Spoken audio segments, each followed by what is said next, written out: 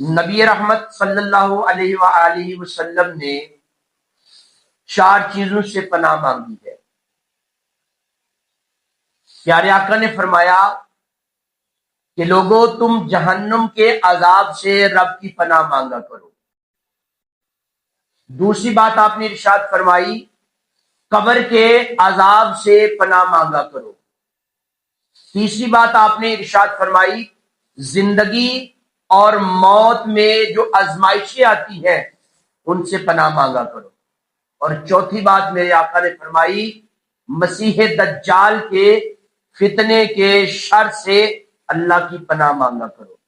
خالق ہمیں ان تمام سے محفوظ رکھے اور اللہ رب العزت اپنے حبیب کی محبت عطا فرمائے۔